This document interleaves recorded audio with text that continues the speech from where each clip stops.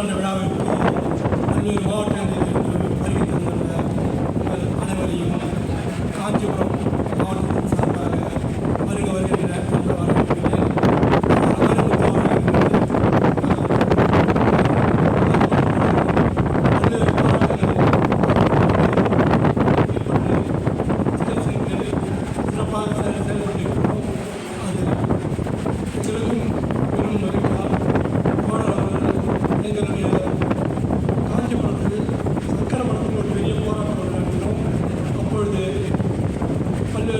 பல்வேறு அமைப்பு தோழர்கள் வந்து சிறைப்படுத்தியிருந்தோம். அந்த காலகட்டத்தில் ஜெயலலிதா ஆட்சிக்காலம் ஆனாலும் ஒரு ஆண்டு காலம் சிறைப்படுத்தணும் அப்படின்னு முயற்சி பண்ணாங்க.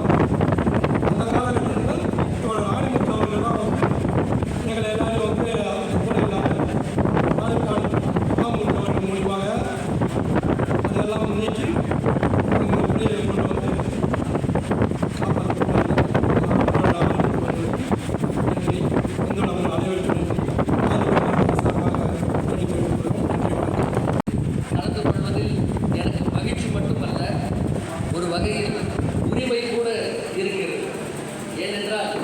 மரியாதைக்குரிய பெரியவர் ஐயா ஆணைமுத்து அவர்கள் வேலூருக்கு எப்பொழுதெல்லாம் வந்தார்களோ அப்பொழுதெல்லாம் அவரை நேரில் சந்திக்கும் வாய்ப்பு எனக்கு கிடைத்தது.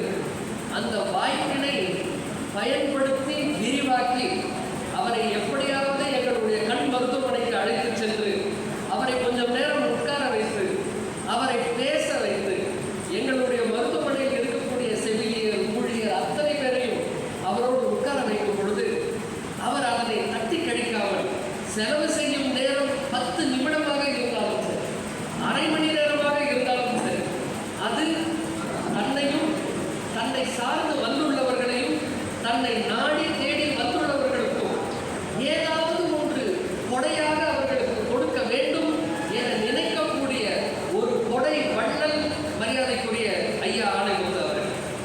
பல பேர் தங்களுடைய பதாகைகளில் யாருடைய பிறந்த நாளையாவது கொண்டாட வேண்டும் என்றால்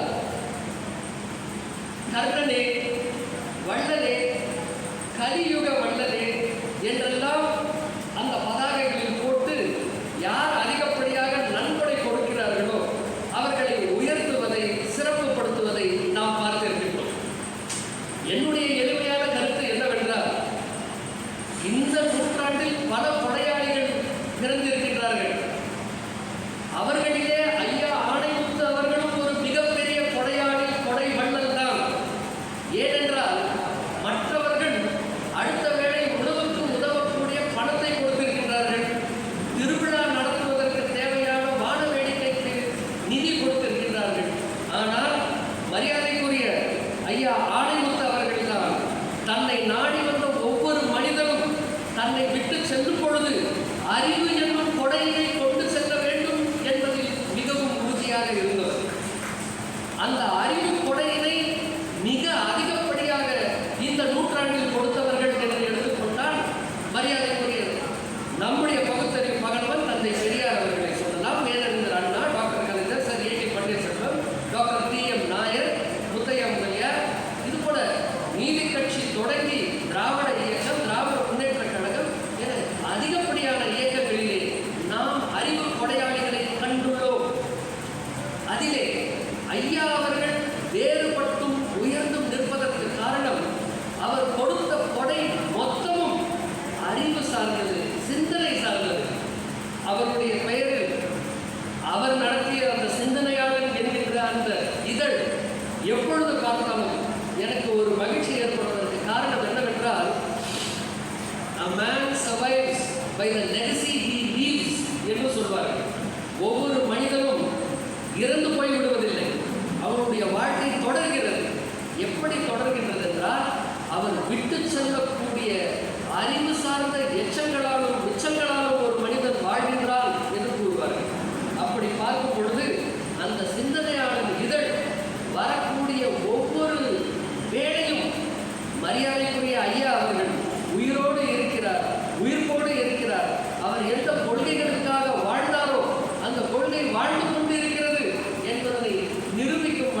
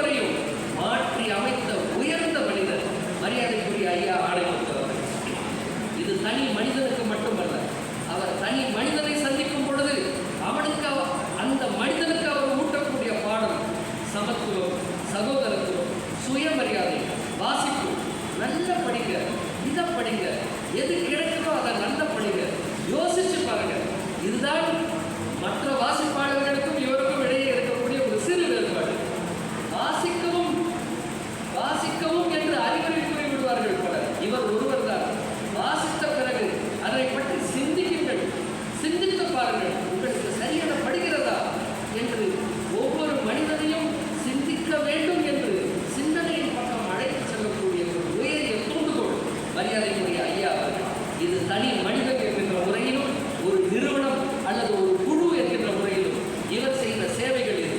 சமூகத்திற்கு அவர் செய்த சேவை என்ன என்று சொன்னால், அன்பு தோழர்களே, நாம் பெரும் பெரும் போராட்டங்களை எல்லாம் பார்த்திருக்கிறோம். இந்தி எதிர்ப்பு போர் பல பத்தாண்டுகளிலே அது நடந்து வந்திருக்கிறது. அதற்கு ஒரு வரலாற்று குறிப்பு உண்டு. இவர் அந்த இந்தி எதிர்ப்பு போராட்டத்தில் கலந்து கொண்ட ஒருவராக இல்லாமல் இடஒதுக்கீட்டிற்கு மிக அதிகப்படியான இடத்தை கொடுத்தவர் மரியாதைக்குரிய ஐயா ஆணைமுத்து அவர்கள். அவரை சந்தித்ததன் காரணமாகத்தான் நாம் மேலோட்டமாக ஒவ்வொரு திட்டத்தையும் அணுகாமல் ஒவ்வொரு திட்டம், அதாவது கலைஞர் ஒரு இடஒதுக்கீடு திட்டத்தை கொண்டு வருகிறார். உதாரணத்திற்கு அருந்ததியருக்கு 3% இடஒதுக்கீடு, உள் ஒதுக்கீடு கொடுக்க வேண்டும் என கலைஞர் அந்த ஒதுக்கீட்டை கொண்டு வந்தார். ஏன் கொண்டு வந்தார்? அதனுடைய பின்னணி என்ன? அந்த அருந்ததியர்கள் தாழ்த்தப்பட்ட சமூகத்தில் எந்த நிலையில் இருக்கின்றார்கள், விளிம்பு நிலை சமூகத்திலேயே இவர்கள் எந்த நிலையில் இருக்கின்றார்கள் என்பதனை எல்லாம் கோடிட்டு எடுத்து காட்டி எங்களை எல்லாம் ஒவ்வொரு திட்டத்தையும் கொண்டு வரும் பொழுது அதனை மேலோட்டமாக யார் பயன்பெறுகிறார்கள் என்பதை மட்டும் பார்க்காதீர்கள். அவர்கள் ஏன் பயன்பெறுகிறார்கள், எதனால் அவர்கள் பயன்பெற வேண்டும் என்பதை எடுத்துச் சொல்லி, இடஒதுக்கீடு எனப்படுவது யாரும் எவருக்கும் கொடுக்கும் சலுகை அல்ல. ஒவ்வொரு மனிதனுக்கும் உரிய உரிமை அது, வகுப்பு வாரி உரிமை அது. இடஒதுக்கீடு எனப்படுவது ஒரு உரிமை, அதனை கொடுப்பது ஒவ்வொரு அரசாங்கத்தினுடைய கடமை என்பதனை எடுத்துச் சொல்லி, வடநாட்டிலும் அது மிக சிறப்பாக நடைபெற வேண்டும் என்பதற்காக ராம் மனோகர் லோகியா அவர்களுடைய தோழர்களோடு, ஞானேஸ்வர் கிருஷ்ணா அவர்களோடு, மொரார்ஜி தேசாய் அவர்களோடெல்லாம் போராடி இந்த இடஒதுக்கீடு கொள்கைக்கான அஸ்திவாரத்தை அமைத்த ஒரு மாபெரும் சமூக சீர்திருத்தவாதி, இடஒதுக்கீடு போராடி மரியாதைக்குரிய ஐயாவே ஆணைமுத்து அவர்களுடைய புகழ் ஓங்குக. அவருடைய நூற்றாண்டு விழாவில் நாம் ஒவ்வொருவரும் எடுத்துக்கொள்ள வேண்டிய சபதம் என்னவென்றால், ஒவ்வொரு மனிதனும் வாசிக்க வேண்டும், வாசித்த பின் அதனுடைய பொருளை உணர வேண்டும், அதனை பற்றி சிந்திக்க வேண்டும். தான் சிந்தித்து பெற்ற அறிவு கொடையினை தனக்கு மட்டும் வைத்துக் கொள்ளாமல் தன் சகோதரர்களோடும் சமூகத்தோடும் அதனை பங்கிட்டு மகிழ்வுற வேண்டும். வள்ளல் தன்மை எனப்படுவது பணத்தை கொடுப்பதால் மட்டும் வந்துவிடவில்லை. ஒவ்வொரு மனிதனுக்கும் அறிவையும் அறிவுரையினையும் பகுத்தறிவினையும் சிந்திக்கும் சக்தியினையும் கொடையாக கொடுப்பதும் பெரும்படைதான் என்பதனை உணர்த்தி அந்த பெரியவருடைய புகழ் வாழ்க என கூறி விடைபெறுகிறது. நன்றி, வணக்கம். ஆணைமுத்து அவர்களுடைய நூற்றாண்டு விழா இந்த அரங்கில் மிக சிறப்பாக ஒருங்கிணைக்கப்பட்டு நடந்து கொண்டிருக்கிறது. இந்த அவையில் பல்வேறு வரலாற்றுகளை உருவாக்கிய வரலாற்று நாயகர்கள் பலர் இருக்கிறார்கள். அவர்கள் மத்தியில் நானும் சில நிமிடங்கள் உங்களோடு உரையாற்றுவதற்கான வாய்ப்பை அளித்ததற்கு விழா குழுவினருக்கு நன்றி தெரிவித்து, இந்த விழாவினுடைய தலைமை பொறுப்பேற்றிருக்கிற தலைமை குழு உறுப்பினர் மார்க்சிய பெரியார புதுநல கட்சியினுடைய தோழர் சுவாமிநாதன் உள்ளிட்ட அனைவருக்கும் என் சார்பாகவும் நான் சார்ந்திருக்கிற இயக்கத்தின் சார்பாகவும் பணிவான வணக்கங்களை தெரிவித்து, ஐயா ஆணைமுத்து அவர்களுடைய நூற்றாண்டு விழாவிற்கு எங்களை எல்லாம் அடங்க மறு, அத்துமீறு, திமிரி எழு, திருப்பி அடி என்று வைத்திருத்துக் கொண்டிருக்கிற இளம் புரட்சியாளர் எழுச்சி தமிழ் சார்பாகவும் நூற்றாண்டு விழா வாழ்த்துக்களை தெரிவித்து, ஐயா கௌதமன் அவர்கள் உரையாற்றிய பின்பு நாங்கள் எல்லாம் ஏதாவது பேச முடியுமா என்று சொன்னால் எதுவும் பேச முடியாது. அவர் தந்தை பெரியாரையும் ஐயா ஆணைமுத்து அவர்களையும் அத்தனை வரலாற்று நிகழ்வுகளையும் ஒரு பெரிய திரைப்படம் பார்ப்பது போல் நம்ம எல்லாம் அந்த திரைப்படத்திற்குள் அழைத்து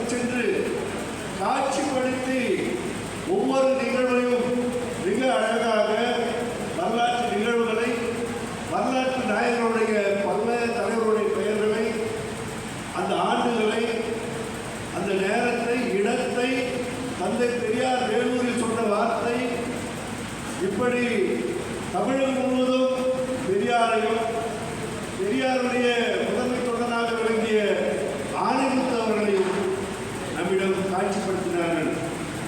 அந்த காட்சியில் நாங்கள் எல்லாம் உண்மையிலேயே நெய்மறந்து அதை உருவாக்கி கொண்டிருக்கிறோம். நான் ஒரே ஒரு சில செய்திகளை மட்டும் மிக சுருக்கமாக சொல்லி நிறைவு செய்ய விரும்புகிறேன். எனக்கு வயது 63 ஆகிறது. ஐயா ஆணைமுத்து அவர்கள் 63 வயதில் தான் பெரியார் ஆட்சியர் பெரியார் புதுமை கட்சியுடைய பொறுப்பை ஏற்றார்கள். நான் இன்றைக்கு வேலூர் மாவட்டத்துடைய விடுதலை சிறுத்தைகளுடைய மாவட்ட செயலாளராக இருக்கிறேன். என்னுடைய மனைவி ஓய்வு பெற்றுவிட்டார்கள். நீங்கள் பொது வாழ்க்கையில் இருப்பது எனக்கு சிரமமாக இருக்கிறது.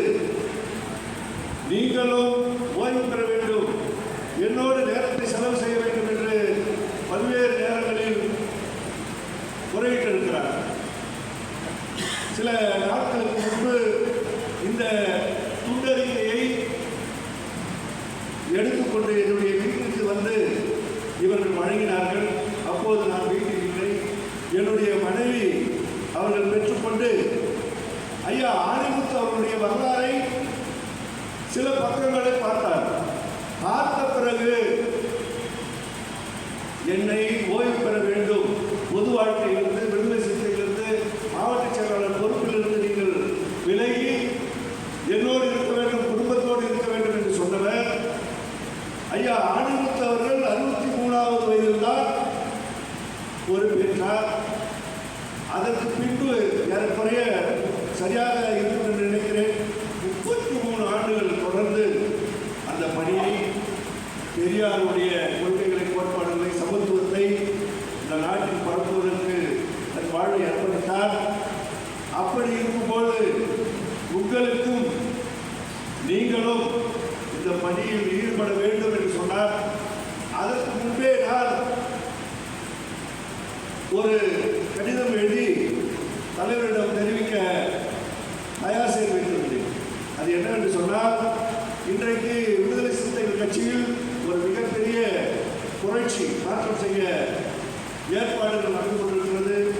ஒவ்வொரு சட்டமன்ற தொகுதிக்கும் ஒரு மாவட்ட செயலாளர், 234 மாவட்ட செயலாளர்களை நியமனத்திற்கான பணிகள் நடந்து கொண்டிருக்கின்றன. நான் ஒருங்கிணைந்த வேலூர் மாவட்டத்திற்கு இப்பொழுது பொறுப்பாளராக இருக்கிறேன்.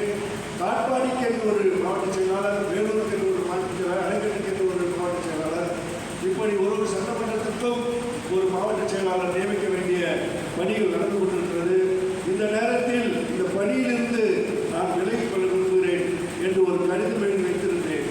அந்த கடிதத்தை என்னுடைய மனைவி வீழ்த்தி இருந்து தொடர்ந்து உங்களால் பணி செய்ய வேண்டும் என்ற ஒரு உத்வேகத்தை ஐயா ஆணைமுத்து என்னுடைய குடும்பத்துக்கு வழங்கியிருக்கிறார் என்பதை இந்த நேரத்தில் சுட்டிக்காட்டுவதில் மிக மகிழ்ச்சி அடைகிறது. ஐயா ஆணைமுத்து அவர்கள் பெண்கள் சுதந்திரம், பெண்களுடைய விடுதலை, பெண்களுடைய கல்வி, பெரியார் அவர்கள் சொன்னதை பட்டி தொட்டி எல்லாம் கொண்டு சென்று சேர்த்தவர். அவர் தந்தை பெரியார், மார்க்ஸ், அம்பேத்கர் இவர்கள் மூவரும் ஒரு புள்ளியில் இணைகிறார்கள். அது என்ன புள்ளி என்று சொன்னால் சமத்துவம். சமத்துவம் என்ற புள்ளியில் அனைவரும் சமம் என்ற ஒரு சமத்துவ கொள்கையை, கோட்பாடை ஒவ்வொரும் ஒரு புள்ளியில் இணைந்திருக்கிற புள்ளியை அவருடைய மைய புள்ளியாக வைத்து அவருடைய வாழ்நாள் முழுவதும் சமத்துவத்திற்காக அவர் அர்ப்பணித்தவர். அவருக்கும் இந்திய அரசியலமைப்பு சட்டத்தில் இருக்கக்கூடிய சில முரண்பாடுகள் இருக்கிறதா என்று ஐயா அவரிடம் கேட்டுக்கொண்டிருந்தேன். அவர் இரண்டு இடங்களில் அவருக்கு கருத்து வேறுபாடு இருக்கிறது என்று சொன்னார்.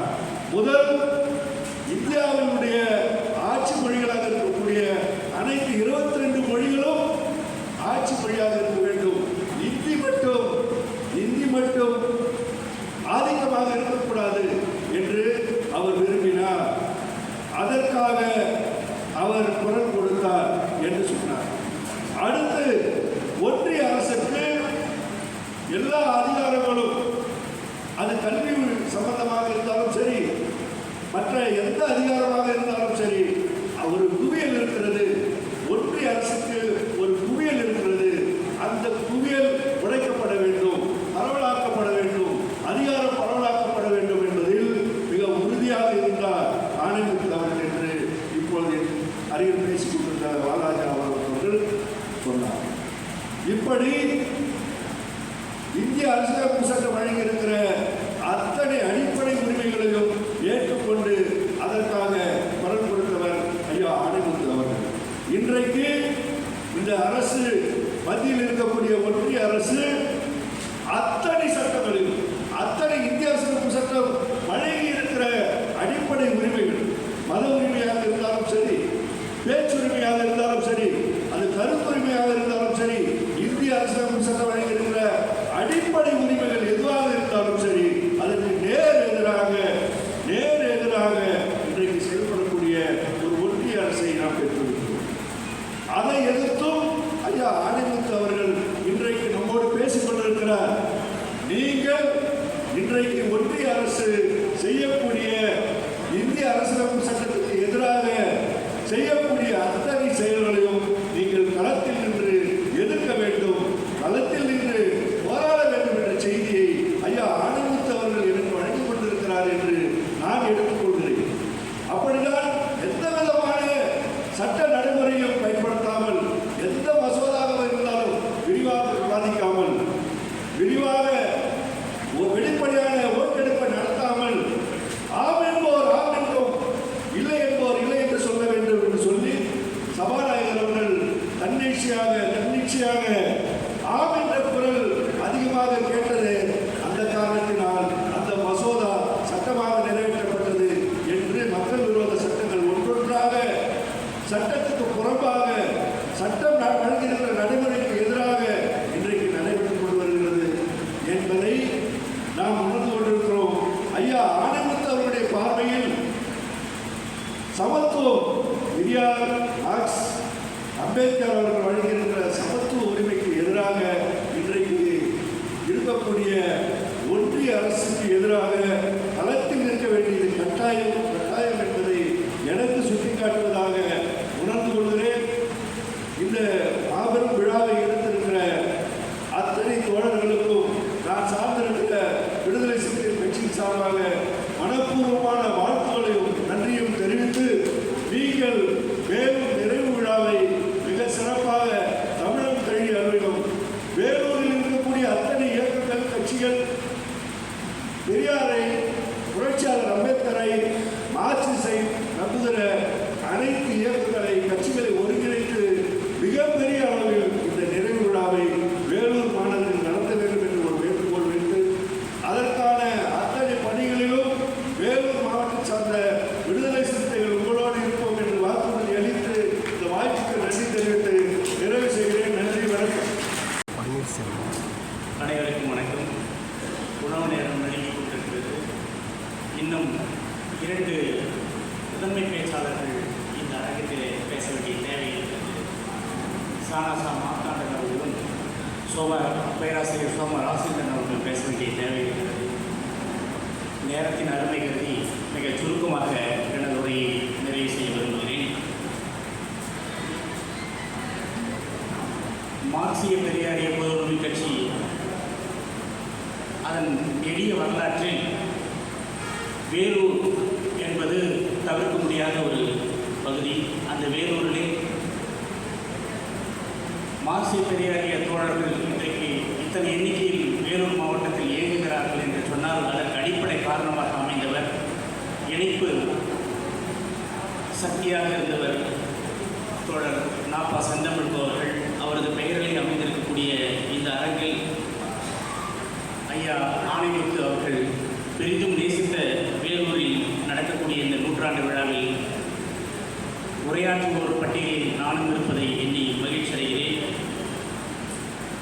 இங்கே சிங்கராயா அவர்கள் பேசும்போது சொன்னார், மிக சிறிய கூட்டமாக இருப்பதை பார்த்தேன் என்று சொன்னார். பல்வேறு சித்தாந்தங்கள் கருத்துக்கள் மிக சிறு பொறியாக தொடங்கித்தான் பெரும் தத்துவமாக விளிர்ந்து பல்வேறு சாதனைகளை நிகழ்த்ததை உலக அரங்கில் நாம் பார்த்து வருகிறோம். அந்த வகையிலே சிறிய கூட்டம் செய்கின்ற சாதனை இந்த பூமி பந்து எங்குமே எல்லா உலக நாடுகளிலுமே சிறிய கூட்டம்தான் பெரும் திரட்சியான புரட்சிகளை செய்து சாதித்திருக்கின்றன. ஏனென்று சொன்னால் பெரும்பான்மை மக்கள் சுயநலம் சார்ந்து இயங்கக்கூடியவர்களாக இருக்கக்கூடிய சூழலில் ஒரு சிறு கூட்டத்துக்கு மட்டும்தான் இந்த சமூகத்தின் மீதான ஆழ்ந்த அக்கறை பொதிந்திருக்கும். அந்த சிறு கூட்டம் வகுத்து வைத்திருக்கக்கூடிய வாழ்க்கை சூழலில் தான் நாம் பாதுகாப்பாக அத்தனை முரண்களையும் கடந்து வாழ்ந்து வருகிறோம் என்பதை எண்ணி பார்க்கையில் சிறிய கூட்டம் என்பதல்ல, அதன் பெரிய செயல்கள் தான் கருத்தில் கொள்ளப்பட வேண்டியவை என சொல்லி, பாரதி மறைந்த போது 13 பேர் பங்கெடுத்ததாக சொல்கிறார்கள். பல்வேறு தலைவர்கள், நாம் இன்றைக்கு போற்றக்கூடிய பல்வேறு தலைவர்களுடைய இறுதி நாட்களிலே மிக குறைந்த எண்ணிக்கையில் தான் இறுதி சடங்கில் கலந்திருக்கிறார்கள். ஆனால் அவர்கள் மறைவுக்கு பிறகுதான் அவர்களது புகழ் அதன் தொடர்ச்சியாக அதன் நீட்சியாக அவரை சார்ந்த தொண்டர்கள் அவரது பெருமைகளையும் சிறப்புகளையும் எடுத்துச் சொல்லும் போதுதான் அவர் செய்த செயல்கள், அவர் சந்தித்த இன்னல்கள், சொல்லனா துயர்களை எல்லாம் நாம் தெரிந்து கொள்ள வாய்க்கிறது. அந்த வகையில் ஆணைமுத்து ஐயா வாழ்ந்த காலத்தை காட்டிலும் அவருக்கு எடுக்கப்படும் இந்த 100ஆண்டு விழா மிக வாய்ப்பாக வந்து அவரது பெருமைகளை இன்றைக்கு வளர்ந்திருக்கக்கூடிய ஊடக வெளிச்சத்திலே ஆணைமுத்து ஐயா அவர்கள் பெருவெளியாக நம் கண்களுக்கு, மக்களுக்கு, சமூகத்திற்கு வெளிப்பட்டு வருகிறார். அவர் பெருமை இன்னும் தொடரும் என கூறி விடைபெறுகிறேன். நன்றி, வணக்கம். நாம் ஒரு உணர்ச்சி மயப்பட பேசி கொடுத்து விட்டால் போகாது. சித்தாந்த தெளிவு என்பது இன்னும் இங்கே வரவில்லை. தமிழ் தேசியம் ஒரு பக்கம் எதையோ பேசிக்கொண்டிருக்கின்றது, திராவிடம் ஒன்றை பேசிக்கொண்டிருக்கிறது, மார்க்சியம் ஒன்றை பேசிக்கொண்டிருக்கின்றது. ஆக அனைத்தையும் இணைத்து இந்த சித்தாந்தத்திலே எது சிறந்தது, எது இந்திய தேவை, அடுத்து நாம் நம்முடைய அரசியலையும் சித்தாந்தத்தையை எப்படி முன்னோக்கி கொண்டு செல்ல வேண்டும் என்று சிந்திக்க வேண்டும். இல்லாமல் நாம் இன்று வரையும் அரைத்து கொண்டிருந்த மாலையை உணர்ச்சிகரமாக அரைத்து கொண்டிருக்கிறோம். சிந்தித்து பாருங்கள். என்னிடம் ஒரு 20 ஆண்டுகளுக்கு முன்னால் ஒரு மாணவன் வந்தால் அவரிடம் நான் சொன்னேன், ஏதாவது வாசிப்பீர்களா என்று கேட்டேன். நான் எதையும் படிக்க முடியாதுங்க, எங்க படிக்கிறேங்க. இளைஞரே, நீ இன்று வேறு எதையும் படிக்க வேண்டாம். காந்தியடிகள், நேரு, பெரியார், கார்ல் மார்க்ஸ் இந்த 4 பேருடைய வாழ்க்கை வரலாறுகளையாவது படி. இந்த 4 பேருடைய வரலாறை படித்துவிட்டு நீ சிந்தித்துப்பார். முதலில் யார் வருவார்கள், அடுத்து யார், 3வது யார், 4வது யார் என்று சிந்தித்து பார்த்து அந்த சிந்தனையிலே எந்த சித்தாந்தம் தேவை என்பதை நீ உணர்ந்து கொண்டால்தான் நீ உன்னுடைய அறிவு எதிராக காக்கும் அறிவினார்க்கில்லை எதிர வருவதோர் நோய் என்று சொன்னால் வருவது. இன்றைக்கு சித்தாந்தமாக இங்கே உங்கள் சங்கிகளும் இங்கே திராவிட சித்தாந்தம் தமிழ் தேசத்தோடு பேசிக் கொண்டிருக்கின்றார்கள். இந்த 3ஐயும் எதிர்க்க வேண்டும் என்றால் அங்கே மார்க்சியம். இந்த அனைத்துக்கும் தீர்வு மார்க்சியமே. அந்த மார்க்சியத்தை வைத்து தெரிவிக்கொண்டால்தான் இளைஞர்கள் இன்றைய நிலையிலிருந்து தமிழகத்தை முன்னோக்கி கொண்டு செல்ல முடியும். அதை படிக்கலை. ஏன்னா இப்பொழுது நான் சின்ன 14 வயசிலே பொன்னியின் செல்வனை 5 பாகங்களையும் எழுதும் பொழுதே படித்தவன். வாசிப்பு எனக்கு எப்பொழுதுமே இருந்து கொண்டிருந்தது. 18 வயசில் நன்னூலை படித்து முடித்தேன். நானே படித்து முடித்தேன். தொல்காப்பியத்தை படித்தேன், சங்க இலக்கியங்களை படித்தேன். யாப்பருங்களை காரியம் முழுதும் படித்தால் என்று நான் எல்லாவரும் வெண்பா எழுதுவேன், தூய தமிழிலே ஆசிரியப்பா எழுதுவேன், ஆசிரிய விருத்தம் எழுதும் என்றால் 20 வயதில் நான் படித்தேன். நான் கல்லூரியிலே சின்ன வயதில் நான் பள்ளியில் படிக்கும் பொழுது எங்களோட ஹிந்தி படிச்சுட்டு, அப்போ ஹிந்தி கட்டாயம் ஹிந்தி பண்ணிட்டு இருந்தால் அவர் எங்கள் வீட்டில் ஹிந்தி சொல்லி கொடுத்தார். நான் பிறவியின் வரைக்கும் இந்தியை நான் கல்லூரி வரும் முன்னே படித்து முடித்தேன். பிறவியின் வரை இந்தி படித்து முடித்தேன். என்னுடைய கல்லூரியிலே நான் முதல் பியூசி படிக்கும் பொழுது சென்ட் சேவியர்ஸ் கல்லூரியில் பியூசி படித்தேன். அப்பொழுது இந்த இரண்டாவது மொழி இந்தி தான், தமிழ் படிக்கவில்லை. அதற்கு நான் அமெரிக்க கல்லூரியிலே நான் பிஎஸ்சி படித்தேன், வேதியியல். அப்பொழுதும் இந்தி தான். என்னுடைய பக்கத்து சர்டிஃபிகேட்டில் இந்தி தான் இல்லை. ஆனாலும் நான் இன்றும் சொல்கிறேன், பெரியார் சொல்லுவார், தமிழ் ஆசிரியர் தமிழ் உண்மைதான். நான் என்னிடம் இந்த 6000 நூல்கள் இருக்கின்றன. அனைத்து நூல்களும் வைத்திருக்கிறேன். எனக்கு கெட்ட பழக்கம் என்ன இருக்குன்னா, ஒரு நூல் வந்துதான் வாங்கிடுவேன். ஓசியில் இதுவரை நான் யாரும் நூல் வாங்கி படித்தது. நானே கிட்டத்தட்ட 12 லட்சம் உடைய நூல்கள் இருக்கின்றன. தமிழை நான் என் தாய்மொழி தமிழ், என்னால் படிக்க முடியும். நான் தமிழை 10ஆவதுக்கு பிறகு நானே படித்தேன். அதுதான் இங்கே சொன்னாங்க, யாரும் ஊரே யாரும் கேட்டு பாட சொல்கிறாங்க. கனி போகுங்க எல்லாத்தையும் முதல்ல முடிச்சிடறாங்க. ஆனால் இறுதி வரை நான் முக்கியம் ஐயா. பெரியோரும் ஏற்றலை, பெரியோர் ஏற்றலை, சிறியோரை அது இன்னும் எல்லாமே முடிக்கிறாங்க. யாருக்கா தெரியுமா? அது வரைக்கும் சொல்லுங்க, முழுதும் சொல்லுங்க. ஏன்னா மோடி எடுத்து வராங்க போய் யாரும் ஒரே கடைசாக முக்கியம். அங்கே நான் பொது உடைமை, அங்கே சுட்டுக்கின்றாலும் கண்ணின் போகுங்க. மேலே உள்ளதல்ல இறுதி வரி. பெரியோரை வேத்தலும் நிலைமை, சிறியோரைகள் அதனிலும் நிலைமை. எதையும் சிறப்பு அதை கனிமு அந்த பாடம் அப்படி சொல்லுங்க. அன்னைக்கு இதுதான் முக்கியம். அங்கே தானே ஒத்துழைவாக மீனவர்கள் மற்ற செட்டாவில் வைக்கப்படும். வள்ளுவன் சொல்கிறாங்க, நான் முன்னாலே நான் அந்த இது செங்கடி படித்தேன், செம்மலை படித்தேன். அதில் நாளும் புது நாதனுடைய இலைகள் எழுதியிருக்கிறார். அதுவே முதலிலே அவங்க நிழல் உலன் ஒருவன் இந்தில்லை என்னும் பெருமை உடைத்தில் உலகில் பாடாத கொடுக்குறாங்க. யோசிச்சு பார்த்தேன். வள்ளுவே இந்த உலகத்திலே உயிரோடு இருப்பவர்கள் யாரும் தெரியாதுதான். ஒற்றதறிவான் உயிர்வான், ஒற்றதறிவான் உயிர்வான். மற்ற யார் செத்தாலும் வைக்கப்படும். இன்னொரு ஒரு விழுக்காடு இருக்க மாட்டாங்க எல்லாம். அதாவது அந்த உலகத்தான் சொல்லுறது கொள்வார். இதுதான் நன்மைகள். உணவு கொள்வார். மற்ற செத்தவங்க ஒற்றதறிவான். ஒப்புரவினால் வாழ்கின்றவன் எவனோ அவன் தான் உயிர்வாழ்பவன். அப்படி எடுத்துக்கொண்டால் இந்த உலகத்திலே ஒரு விழுக்காடு இருக்க மாட்டான். அவர் அப்படியே நாடும் போனார்கள் சரி வராது. எதிர்க்கே ஒரு தமிழ்நாட்டில் இருக்காங்க. அப்போ வள்ளுவத்தை கூட தோற்றவர் வென்றார் வள்ளுவன் சொல்லுவான். நன்றாற்று உணர்ந்தவர் உண்டு, பொய்மை வாழ்க்கை எடுத்த வள்ளுவன் சொல்றாங்க. அதான் எதாக்க வாழ்க்கை எதாக்கவாதி சொல்றேன். ஊழலில் தோற்றவர்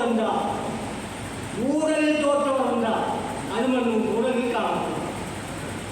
நன்றாற்றில் உணர்ந்தவர் உண்டு, நன்றால் சொல்லுது. அவருடைய நான் எவருக்கு அவருடைய பண்பை அறிந்து கொடுக்காமல் நாம் அவர்களுக்கு உதவி செய்தால் அந்த உதவி வீணாக போகும். தவறில் நான் வள்ளுவேன். பொய்மை வாழ்க்கை எடுத்த பொய்மை வாழ்க்கை இல்லை, பொய்மையும் வாழ்க்கை எடுத்த குறை தீர்ந்த நன்மை. இந்த குறை தான் வள்ளுவத்தை சரியாக போடுறாங்க. ஆணூறு உடை மேலே வச்சிருக்க மாதிரி உரைகளை எந்த தமிழாசிரியரும் இப்படி உரையை எழுதியதே இல்லை. வாழ்வோர் பகையில் அஞ்சற்க அங்கே கேள்வோர் பகையில் தொடவர். தேவர் அணிய தலைவர் அவர் நாம் மேவலை செய்து கொள்கிறார். யாராவது சொன்னீங்களா? 3 லட்சமாக சொன்னாங்க. தேவர் அணிய தலைவர் அவர் நாம் மேவலை செய்து கொள்கிறார். அந்த தேவராஜ் கயமையா இஷ்டப்பட்டே செய்யலாம். பெரியார் சொன்னால அந்த தேவர்கள் சொல்ல முடியும். ஆகையால் இப்படிப்பட்ட கருத்துக்களை நீங்கள் உங்களுடைய புதிய சிந்தனையாளர்களே எழுதி கொண்டு வந்தால், இப்போ எங்கள் வரைக்கும் எத்தனை சிந்தனையாளர் வாங்கிப்பாங்க புரியல. சம உரிமை கழகம் என்று எடுக்கும்பொழுது நான் 1970 நான் பேர் வந்தேன். 75 74 சைதாப்பேட்டையில் கூட்டம் ஆணிமுத்து பேசுகிறார். நான் போயிருக்கிறேன். கீழே ஓட்டு தட்டத்தை விட்டு புத்தகம்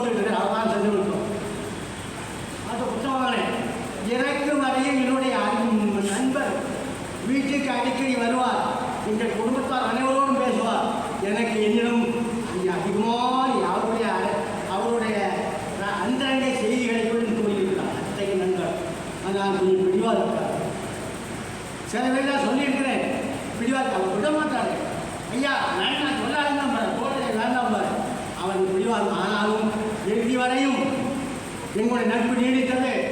நான் முழு மார்க்சியவாதி. அவரும் நாட்டியம், நான் நாட்டியவாதி தான். ஆனாலும் மார்க்சியத்திலே கொஞ்சம் விட்டு கொடுத்தல் இருக்க வேண்டும். ஆனால் அவர் அதை விடவில்லை. ஆகியால் அவருடைய துணைவியாரும் மகளும் துணைவியார் மகளை சூழ்ச்சியை தொங்க விட்டுக் கொண்டு நம்ம போட்டுக் கொண்டார்கள். ஆனால் துணைவியார் பிறந்து கொண்டார். மகளும் சோகம்தான். ஆகையால் நான் என்ன சொல்கிறேன் என்றால், நாம் நம்முடைய வரலாறு என்கிட்ட அழகாக பேசினார் நம்ம வேந்தர் சிந்து சமவெளியிலிருந்து 10,000 வருடத்துக்கு வந்தார். ஒன்றே ஒன்றுதான் அவருடைய பேச்சு. அப்படியே மார்க்சிய உரைகளிலே உரைசிப்பார்கள் தோழர்களே. மார்க்சிய உரையை உரைத்து பாருங்கள்.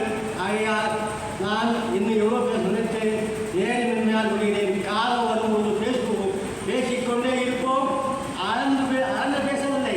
ஆக்கிர சோத்தோடு பேசுவோம். நாம் நம்முடைய செயலை காட்டுவோம். மார்க்சியத்தை வளர்த்தெடுத்தால்தான் இந்த மண் சிவந்தால்தான். ஒன்று சொல்கிறேன். 20 ஆண்டுகளுக்கு முன்னாடி என்ன சொல்ல முடிச்சது, நாங்கள் மனிதர்கள் எல்லாரும் ஒரு போராட்டம் பண்ணோம். நாங்களாம் குமரதாங்க நாங்கள் வீட்டில் உட்கார்ந்து இருந்தோம். நாம் சும்மா சொன்னேன், ஐயா மார்க்சியம் இந்த மண் சிவந்தால் தான் விடுதலை கிடைக்கும். அந்த மனிதர் எங்கே, அவர் எங்கே இருக்கிறார்? எங்கே இதுதாங்க அது நம்ம அந்த பலவீனம் தான் இருக்கின்றது. மார்க்சியத்தை கட்டிப்பிடித்துவிட்டால் பலவீனம் வராது. அதுதான் அதே முடிச்சு. இங்கே எங்கும் இந்த நிலம் சோப்பாகின்றதோ அங்குதான் விடுதலை உண்டு. அங்குதான் அனைத்தும் கிடைக்கும். ஆகையால் மார்க்சியத்தை தூக்கி பிடிப்போம். மார்க்சிய இந்த பெரியாரிய இந்த இதழானது சிந்தனையானது இனிமேலாவது மார்க்சிய கட்டுரைகளையும் தாங்கி வர வேண்டும் என்று கேட்டுக்கொண்டு விடைபெறுகிறேன். நன்றி, வணக்கம். நேரு நினைவு கல்லூரியில் பேராசிரியராக பணிபுரிந்து வருவருமான திரு சோம ராஜேந்திரன் அவர்கள் பேச வருமாறு அன்புடன் அழைக்கிறேன். மேடையில் அவையில் வீட்டிருக்கும் சான்றோர் பெருமக்களை ஒரு சேர வணங்கி மகிழ்கிறேன். செவிக்கு உணவில்லாத பொருள் சிறிது வயிற்றுக்கும் ஈயப்படும் என்றார் வள்ளுவ பெருந்தகை. மிகச்சரியாக மதிய உணவு நேரத்திற்கு வந்து சேர்ந்திருக்கிறோம். இப்பொழுது அந்த குரலை எல்லாம் நான் சொல்ல முடியாது. ஏனென்று கேட்டால், செவிக்கு உணவில்லை என்றால் சேதாரம் அதிகம் இல்லை, வயிற்றுக்கு உணவில்லை என்றால் வரலாறே திசை மாறும் என்று கவிதை எழுதுகின்ற காலத்தில் நாம் வாழ்ந்து கொண்டிருக்கிறோம். பிரெஞ்சு புரட்சி ரொட்டி துண்டு கேட்டுதான் தொடங்கியது. மிகச்சரியாக அமர்வு முடிவு நேரத்திலே நான் வந்து நிற்கிறேன். எனக்கு பின்னால் என்னை விட கூடுதலாக கொஞ்சம் பேச வேண்டிய வல்லவன் அவர்களும் இருக்கிறார். மிக சுருக்கமாக 2 செய்திகளை மட்டும் நான் சொல்லி நிறைவு செய்து கொள்ள விரும்புகிறேன். ஒன்று, இந்த பெரியார் ஈவேரா சிந்தனைகளில் 20 மாதங்கள், சற்றேறக்குறைய 20 ஆண்டுகளாக மேலாக 25 ஆண்டுகளாக அனைத்தையா அவர்களோட தொடர்பு இருந்தாலும் கூட கொஞ்சம் அணுக்கமாக இருந்து நெருக்கமாக பழகியது அந்த 20 மாதங்கள். அவர் இந்த தொகுப்பு என்பது இந்தியாவில் இது போன்ற வேற ஒரு நூல் தொகுப்பு ஒருவருடைய சிந்தனைக்கு வரவில்லை என்று சொல்லக்கூடிய அளவிற்கு சிறப்பாக அமைந்திருக்கிறது. இதற்கு காரணம், ஆய்வியல் முறைப்படி வெளிநாடுகளிலே நூல் எழுதுகிற அந்த முறையை பின்பற்றி இந்த நூல் அமைப்பு, பொருளடைவு, சொல்லடைவு. வேறு ஒரு தொகுதியில் நம்ம யாரையாவது ஒரு வரலாற்றை தேட வேண்டும் என்று சொன்னால், இப்போ என்கிட்ட யாராவது அலைபேசியில் சில நேரங்களில் கூப்பிடுவாங்க. சென்ற வாரம் கூட ஒருத்தர் கேட்டார் ஒரு தகவல், ஐயா சொல்ல முடியுமான்னு. நான் ஒரு அரை மணி நேரத்தில் சொல்கிறேன்னு சொல்லிட்டு, எனக்கு தெரியும் அது எங்கே இருக்குதுன்னு. அதுவும் புத்தகத்தில் எந்த பக்கத்துலன்னு இல்லை, எந்த தலைப்புக்குள்ளே அந்த செய்தி இருக்குதுன்னு தெரியும். நீங்கள் வந்து இப்போ தமிழ்நாடு தமிழருக்கு அப்படின்னு பெரியார் சொன்னாரா இல்லையா, அப்படி ஒரு தலைப்பு இருக்குது. அகரவரிசையில் பார்த்தீங்கன்னா எடுத்துக்கலாம். உங்களுக்கு என்ன செய்தி வேண்டுமோ, இந்திய எதிர்ப்பு பற்றி, சிலப்பதிகாரம் பற்றி பெரியார் எங்கே சொல்லியிருக்கார் அப்படின்னு நீங்கள் படிக்கணும்னு நினைக்கிறீங்கன்னு வச்சுங்க. வேறு எந்த தொகுப்புலையும் அப்படி படிக்க முடியாது. ஆனால் ஆலயமுத்து அவர்கள் பதிப்பித்த ஈவேரா சிந்தனைகளில் நீங்கள் வரிசையில் பார்த்தீங்கன்னா சிலப்பதிகாரத்தில் கண்டுபிடிச்சிடலாம். இலக்கியங்கள் பற்றி, வரலாறு பற்றி, தலைவர்கள் பற்றி மிக அந்த பொருளடைவு. அப்புறம் ஒவ்வொருத்தரை பற்றி எந்தெந்த பக்கத்தில் பேசியிருக்கிறார். ஒரு நிகழ்ச்சியை பற்றி, ராஜாஜியை பற்றி பல ஆயிரம் இடங்களில் பேசியிருக்கார். அத்தனையும் எந்தெந்த பக்கத்துலன்னு எடுத்து கொடுக்கணுன்ட்டார். இதை செய்யும்போது எங்களுக்கு என்ன நெருக்கடி ஏற்படும் அப்படின்னு கேட்டிங்கன்னா, சரி நாங்கள் எல்லா உரையும் முழுசாக கொடுக்கல. இப்போ முதல் நாள் மதுரையில் பேசியிருப்பார், மறுநாள் வந்து திண்டுக்கல்லில் பேசுகிறார் அப்படின்னா அந்த முதல் நாள் மதுரையில் பேசுகிற முற்பகுதியை விட்டுருவோம். திண்டுக்கல்லில் பேசுகிறதுல இருக்க அதில் விடுபட்டதை மட்டும் எடுத்து சேர்ப்போம்.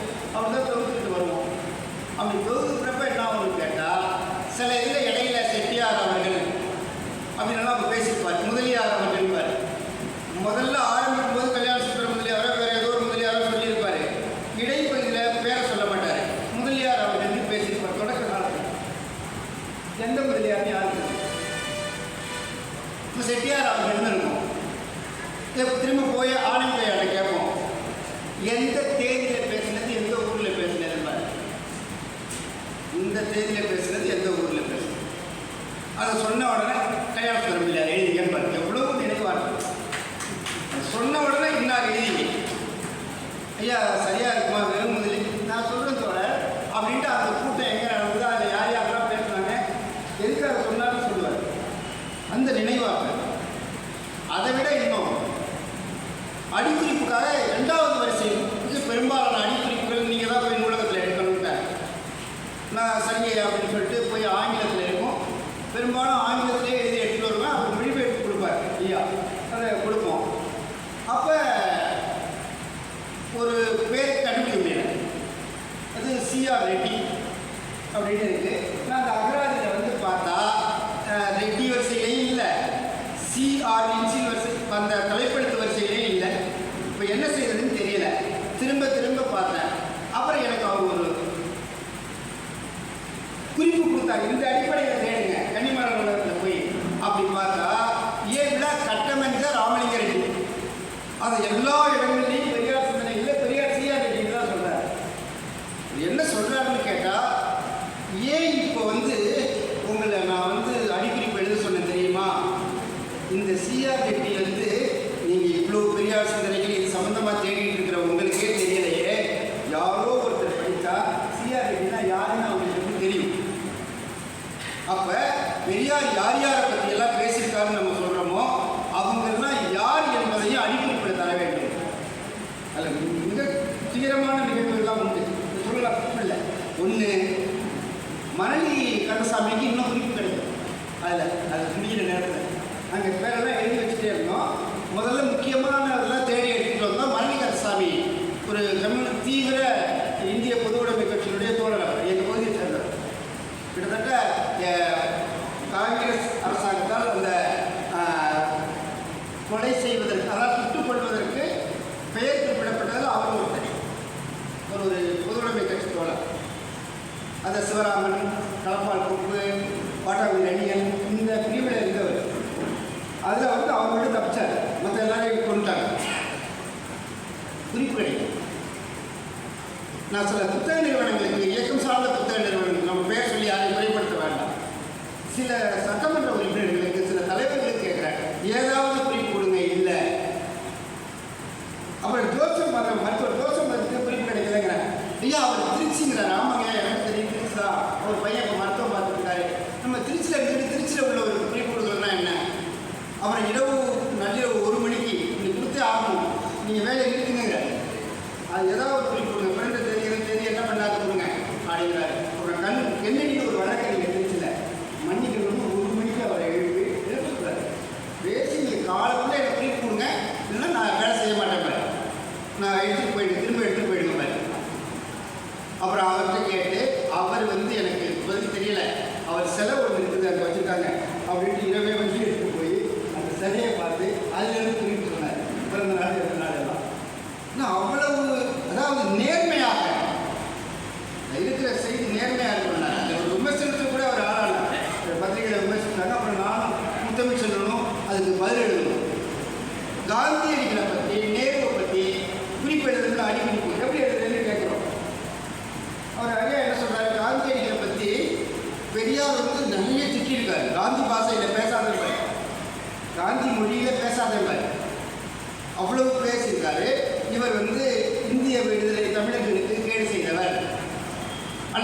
வர்ணாசிரம தர்மத்தை கடைபிடித்தவர் அப்படித்தானே எழுதணும் ஐயாங்க. எழுதாது. அவரை பற்றி இந்திய அகராதிகள் என்ன சொல்லுதோ அதை எழுதுங்க. அவர் என்ன தன்மையில் இருக்கிறவங்கிறத புத்தகத்துக்குள்ள நம்ம சொல்லிட்டோம். வெளியில் அவர் இந்த சமூகம் எப்படி பார்த்துட்டோம். அதுக்கு ஒரு விமர்சனம் வந்து எங்களுக்கு நீங்கள் பெரியாரையும் காந்தியையும் நேருவையும் பொது புத்தி சார்ந்து அவருக்கு வரலாறு எழுதியிருக்கீங்க.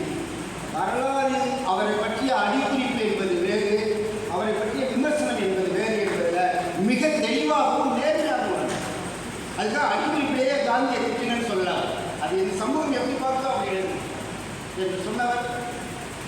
அது மாதிரி நிறைய அது கடைசியாக ரொம்ப மனசுக்கு ரொம்ப நெருக்கடியாக இருந்தது 2 நிகழ்வு தான். நான் வெளியிட்டு விழாவிலே அதை சொன்னேன்.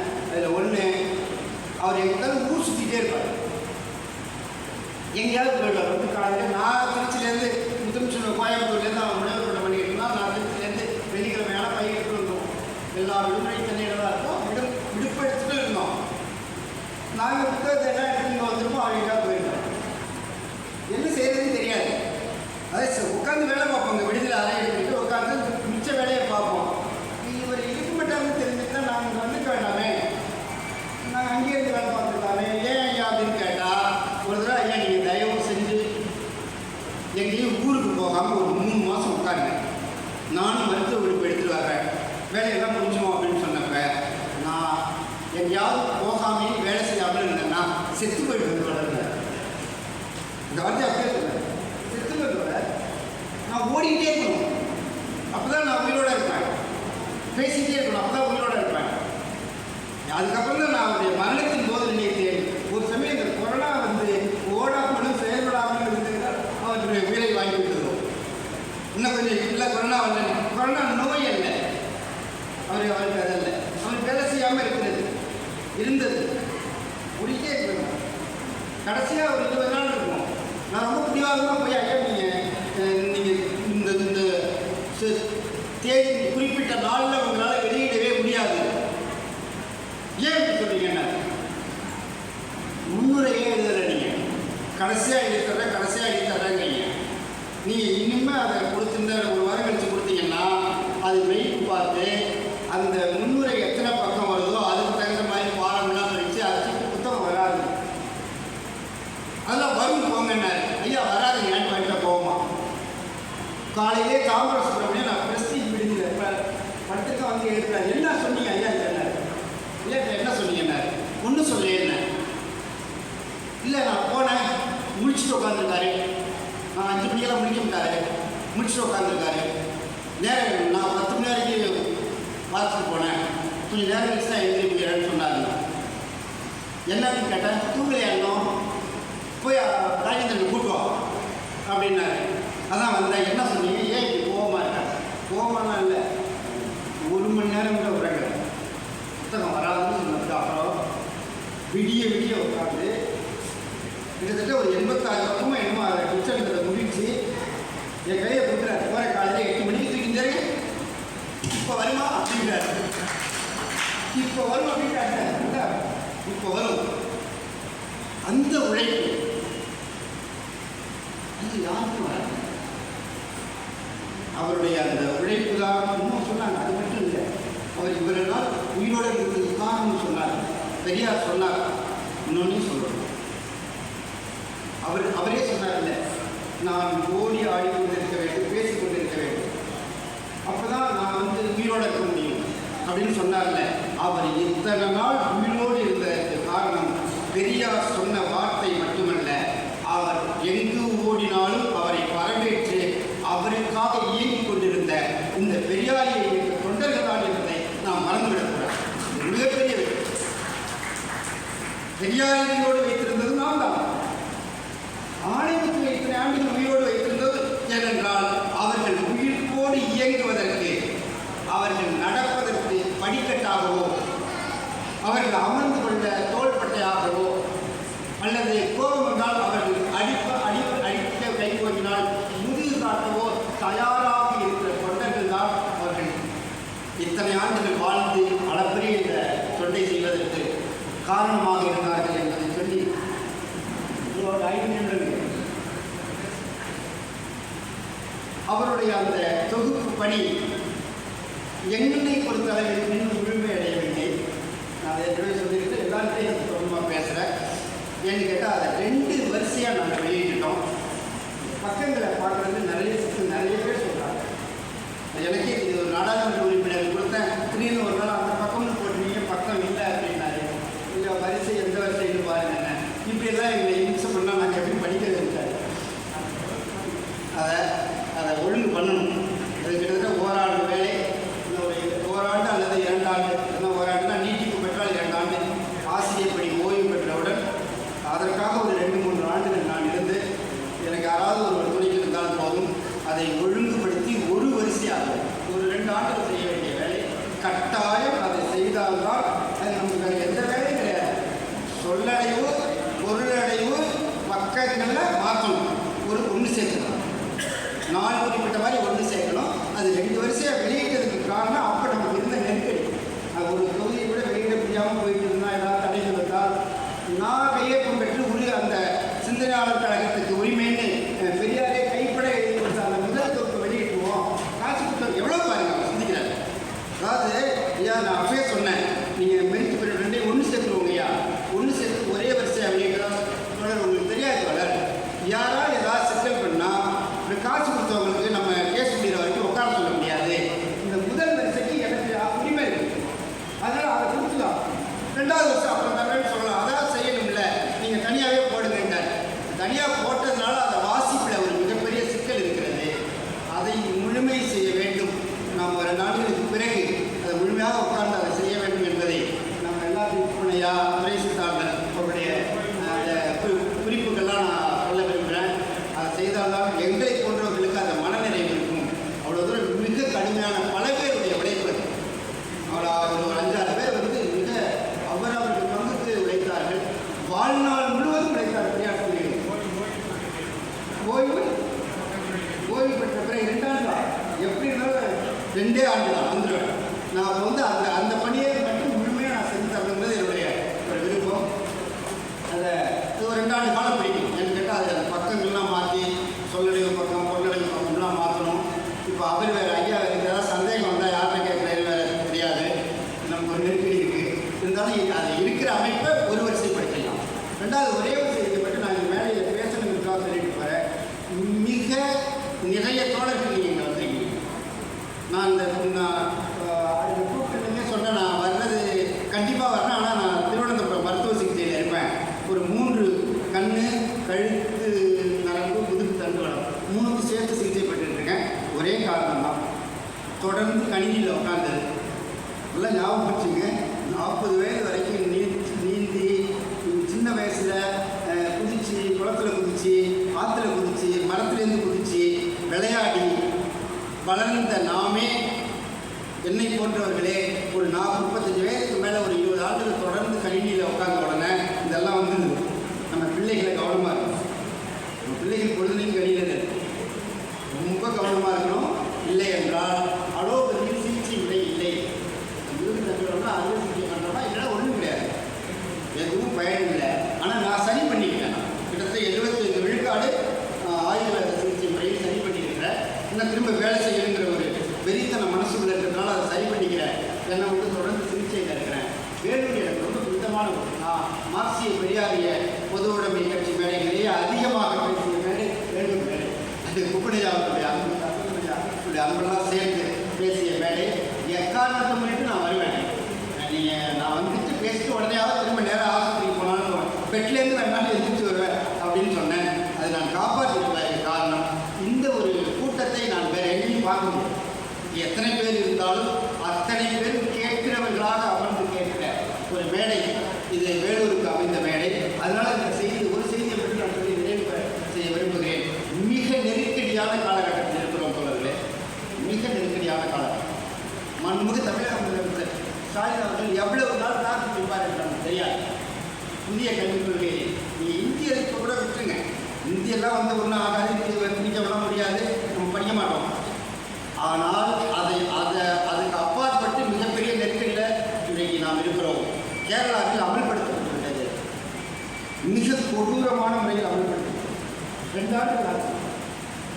நம்ம உணர்வுள்ள ஆசிரியர்கள் சிதைச்சு தாக்கினாங்க. இந்த வார்த்தை சொன்னாங்க, சிதைச்சிட்டாங்க கல்வி முறையை. 3 ஆண்டுகள் எனக்கு தெரியும் இருக்கிற மனநிலை 2 செய்தியை சொல்கிறேன். சமீபத்தில் ஒரு டிலைட் அப்படிங்கிற ஒரு நிறுவனம் ஒரு கணக்கெடுத்து, என்ன கணக்கெடுத்துக்கு இளைஞர்கள் மனநிலை எப்படி இருக்குது வேலையில் சேர்றதுக்குன்னு 49 விழுக்காடு இளைஞர்கள் மனநிலை என்னவா இருக்காங்க தெரியுமா? 5 மணி நேரத்துக்கு மேலே வேலை செய்ய தயாராக இல்லை. 15,000 ரூபாய் ஊதியம் போகுது. 15,000 சராசரி 15,000 20 ரூபா 40 ரூபாய் வச்சதை வச்சு பிரித்து 20 ரூபான்னு மறிவு ஊதியம் அப்படின்னு போகலாம் நிறுவனங்கள். நீ 20 ரூபா அதிகபட்சம் போகும். அவன் வேலையை நான் அதிகம் பார்க்க விரும்பலை. ஒரு 5-6 மணி நேரம் வேலை, ஒரு 20,000 ரூபா சம்பளம், அது போதும். இந்த மனநிலைக்கு வந்துட்டாங்க. அவன் நிறுவனங்கள் என்ன மனநிலைக்கு வந்துட்டான்?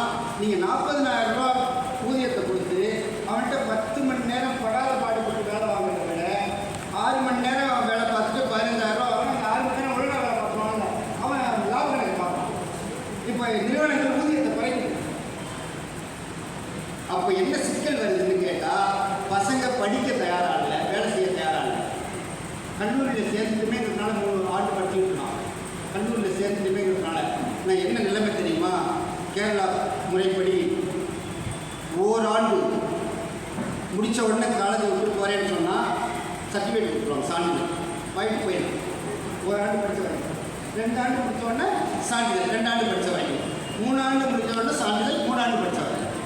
இப்போ நான் சேர்ந்துட்டேன், அதனால் படித்து தான் ஆகணும்னு பட்டப்படிப்பு முடிக்கிற மாணவர்களுடைய எண்ணிக்கை இருக்குல்ல, அது மெல்ல குறைஞ்சிடும். முதுகலைக்கு போகிறது இன்னும் குறைஞ்சிடும்.